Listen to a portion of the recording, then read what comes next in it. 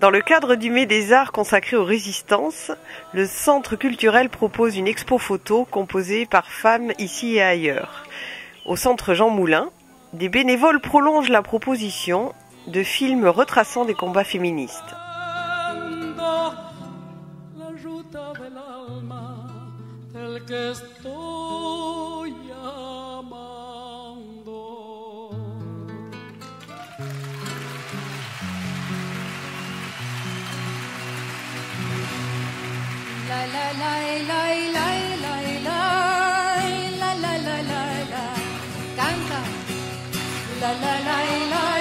Nous sommes le 15 mai, nous venons de faire un tour à l'expo qui se trouve au Centre culturel de Bergerac. C'est dans le cadre du Mai des Arts, dont le thème est, je le rappelle, la résistance.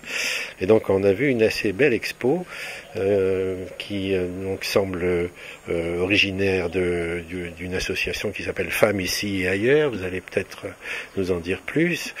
Et nous sommes donc au centre social Jean Moulin, où justement cet événement féministe, disons, se poursuit avec diverses choses. Alors Claude Viguier, salut, tu es un peu une cheville ouvrière là ? Disons qu'au Forum des associations, j'avais entendu parler de la résistance comme thème du Mai des Arts, et que Christiane Delpont à l'époque m'avait dit, vous les femmes, vous avez sûrement quelque chose à dire là-dessus. Du coup, nous avons réactivé nos partenariats avec les centres sociaux, qui sont aussi représentés par des bénévoles comme nous, et nous avons décidé de balayer trois itinéraires de femmes avec des documentaires qui montrent que la résistance, c'est se tenir debout, ce n'est pas simplement la période de la guerre, et voilà. Et donc nous avons commencé par un magnifique film sur Penda Ndiaye, qui est une Sénégalaise et qui fait beaucoup pour faire évoluer l'ensemble du Sénégal. Nous sommes en train de continuer avec Liz London, qui est décédée fin mars. La femme d'Arthur. Qui raconte son combat. Et nous terminerons ce festival par Rita Talman, qui est aussi une figure de la lutte pour que le message soit transmis aux générations futures et pour montrer que c'est le monde entier qui est concerné par ces luttes qui sont portées par des femmes. D'accord, c'est vachement bien. Alors ce centre social, il s'est décidé tout de suite, ça s'est passé sans problème, cette collaboration Je crois savoir que Karine Boucher, qui est donc la directrice du centre et qui m'a donc conviée à cette journée, m'a été effectivement militante à une certaine époque, et notamment pour le Togo, me semble-t-il, et effectivement, je me suis dit qu'en tant que représentante du conseil d'usagers, je pouvais tout à fait y participer. Puis je connaissais l'enjeu femmes suite au fait qu'ils aient convié le jour de la Journée internationale de la femme.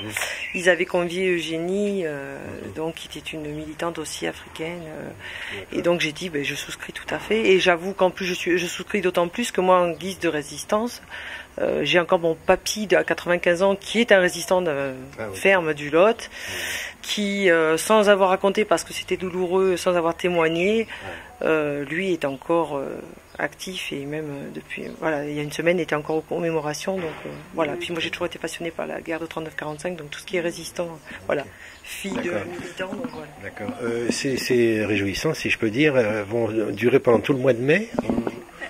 Nous, on a fait 2 manifestations.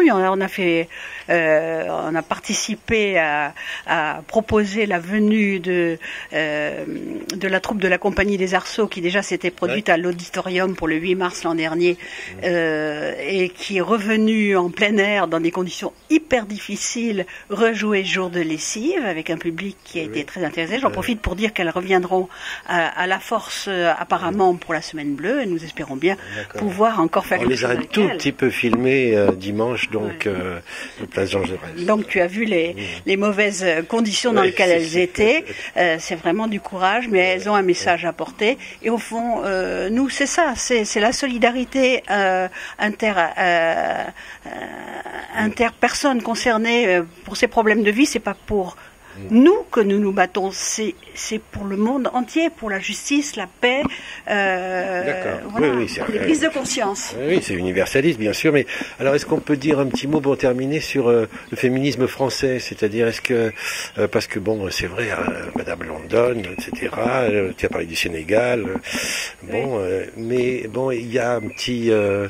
Quelle est l'actualité féministe en France? Parce que je me souviens que une certaine affaire d'un certain homme politique qui se conduit très mal a produit quelques petites discussions en France où il y avait les féministes qui disaient vraiment c'est tous des salauds les mecs, et puis un autre qui disait oui mais attends, mais il faut quand même, il y a une différence des sexes, la séduction c'est pas le viol, enfin bon. Oui, et tu as certainement, tu dois vouloir aussi faire allusion au fait que le Conseil constitutionnel vient d'abroger la loi sur le harcèlement. Oui, mais sur demande d'associations féministes. Non, mais attends, la VFT demandait en fait que ce soit revu, parce que ça fait plus de 20 ans que ça existe, hein, et ça n'a jamais été appliqué. Et il n'y avait pas les mesures qui permettaient de décrire. Donc il y avait des non-lieux. Donc il fallait la revoir, cette loi.